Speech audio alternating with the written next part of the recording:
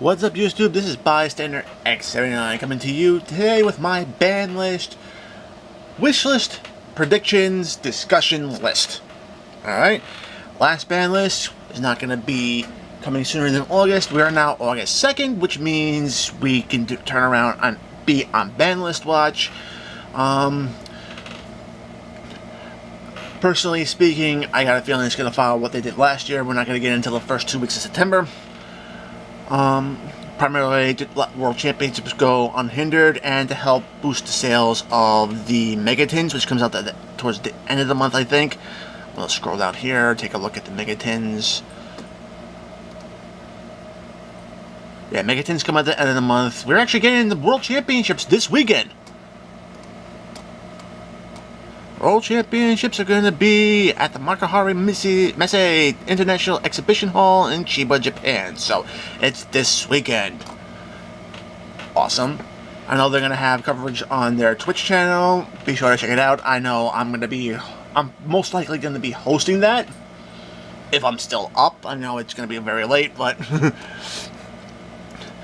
with that being said, let's get on to the list. First and foremost, we're going to be doing the band stuff. My camera over a little bit. Alright, and as you can see, Jordan Lockbird's the first card on my band list. Been saying this for the past few lists. This is the most powerful hand trap in the game. It shuts down your opponent's turn. Let's just turn around and look at the other hand trap that used to shut down your opponent's turn, Maxi. It's banned here in the TCG. There's no reason while Jordan Lockbird can do the same thing to shut down your opponent's turn, it should be allowed. This card needs to go to 0. Alright, and if they put this card to 0, they don't have to touch Ash Blossom.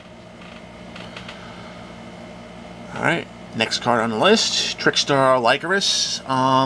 To be very honest, I actually recently tested my Trickstar deck with this card at 1.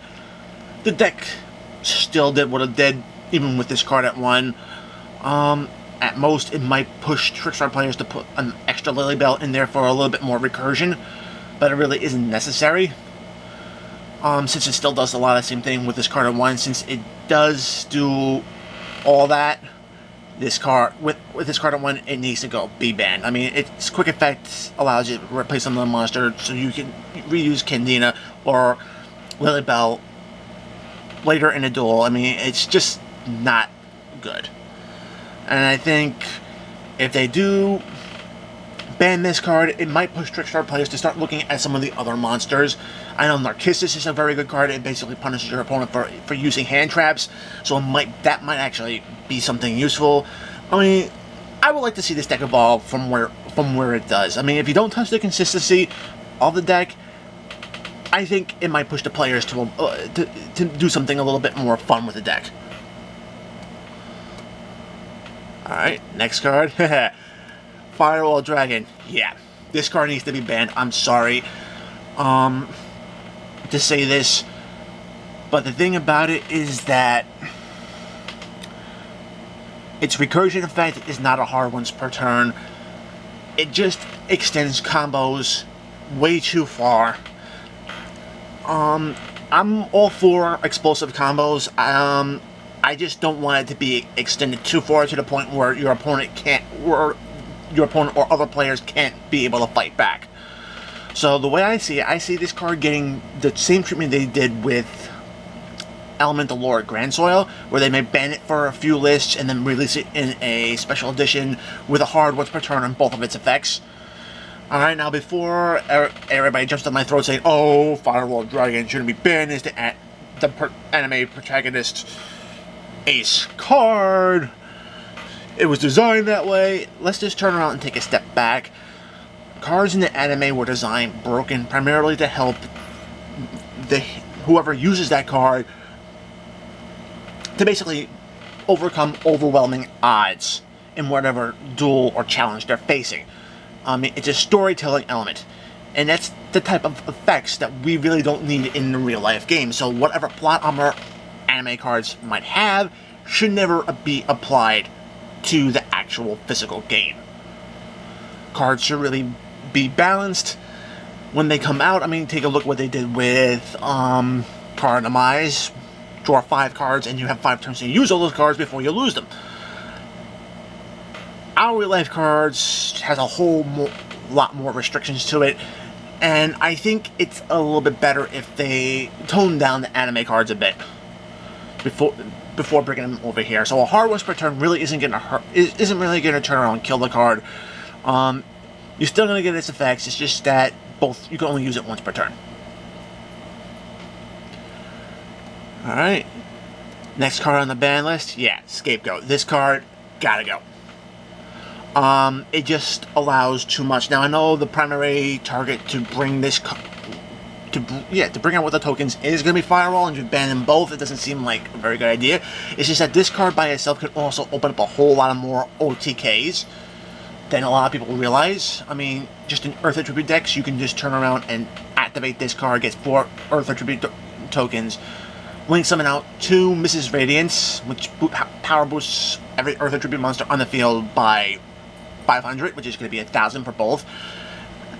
So automatically all your other Earth Attribute monsters are going to get 1,000 extra attack points. And if you have other ways to boost those monsters might start small, but they'll get real big real fast. And in my opinion, this card's gotta go. I mean, at 1, you might not be able to rely on it, but it still has that explosive play factor. And I think it's just better to push it to 0, because now we're starting to get archetypes that actually can turn around and link summon up the link ladder a lot easier to turn around and build up boards without having to use this card. So again, this is more of a hit to help push the game forward. So it creates room for those particular archetypes, and that we don't have to turn and rely on the same plays. Now, before I go on to the limit, what I hit for the limits, I also want to discuss the one card I think that should be coming off the list, the ban list, and that is the good old Pot of Greed. Now, I know you're probably sitting back there, what the hell is he thinking?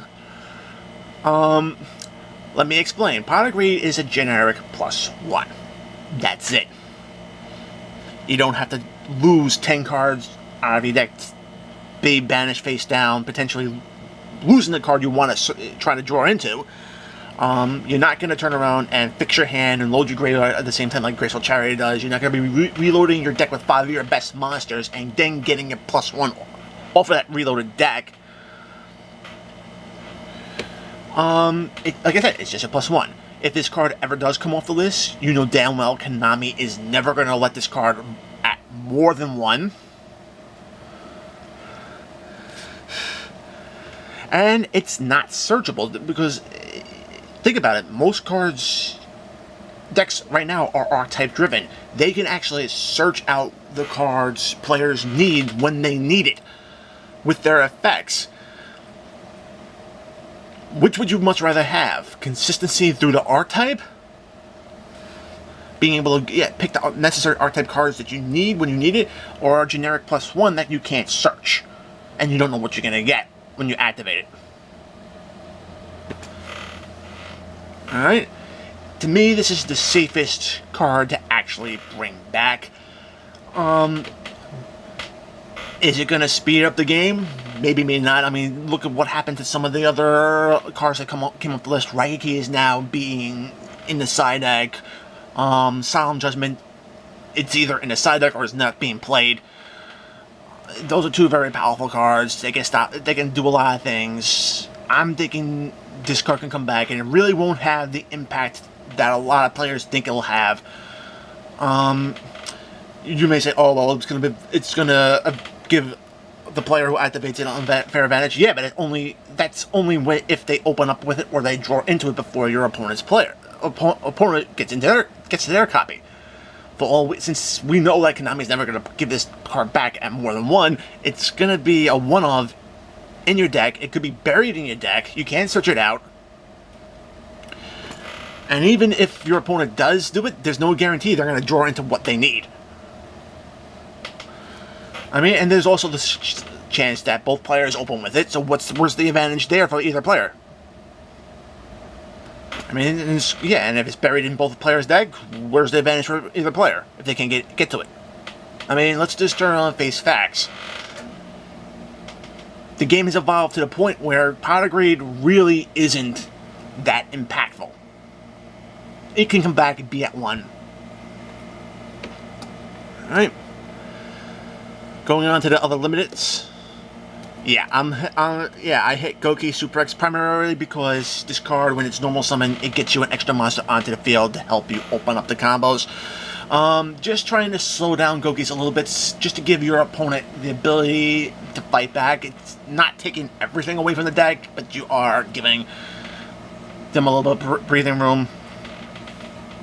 On that, and with that saying, I also tagged Marauding Captain for the same primary reason.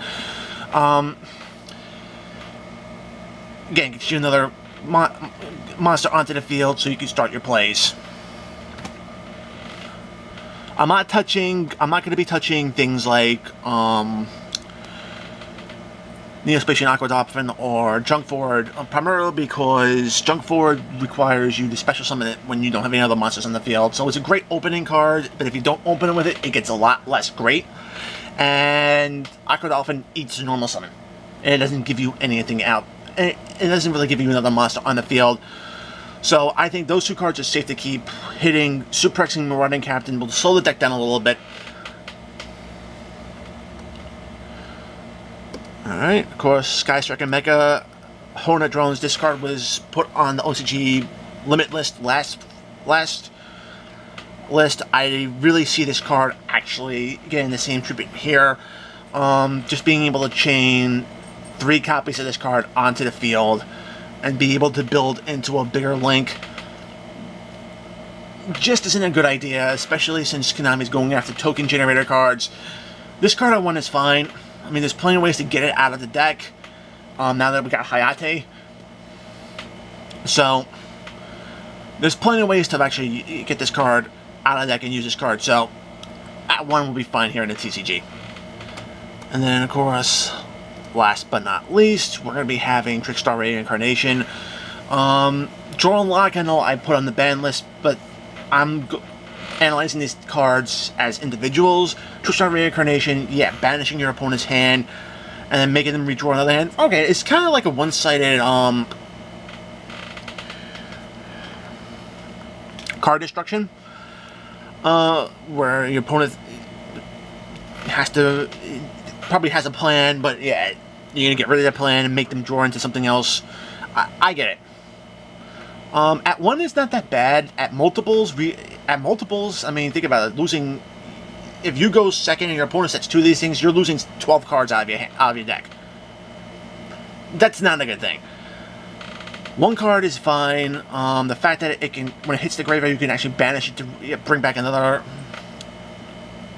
Trickstar monster.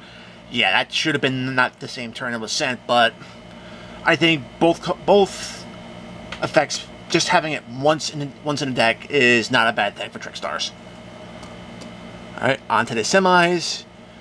Goki Rematch. Yeah, I know this card turns around and... yeah, this card resurrects 2 Goki monsters with different levels. You can only activate them once per turn. That's why I'm putting it to 2, because not seeing it that often kind of, again, also slows down the deck. So it's actually a good idea to turn around and do this. I mean, it is a combo extender. There are other cards they can use in that 3rd slot. Again, let's push the game forward, see what players can come up with. Alright, another card I think that should be coming down the list is going to be Book of Moon. I think we're to the point in the game where flipping face down monsters really isn't that important. I know we have cards like, we have the primary extra monsters are Link monsters. They can't go into defense mode, so this card is kind of useless against Link-centric decks. Against Synchro, Xyz, yeah, it is useful, but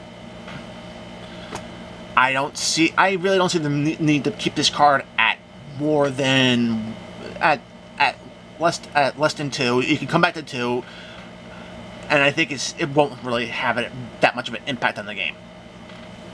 All right, and last but not least, the 2 cards I think I see coming off the list completely will be Burial from a Different Dimension. I mean, we don't really see that many cards recycling stuff from the banish on back to the graveyard. typically we want those cards from banish on the coming back to either our deck or onto our field. So pushing this card back to 3, not that bad of a situation. And then of course we're going to destruction because really nobody's running it, because ever since the errata, it's just hard to really utilize this card in a good fashion, and especially now that we have the new end of match rules. This card will hit the player who uses his life points first before hitting the opponent, which means in a situation where you're in time, usually it's the first life point change, it's going to put you at more of a disadvantage if you're still behind. Even if you're taking off a monster on the field and you're not in battle phase, it's gonna be not a good situation for you.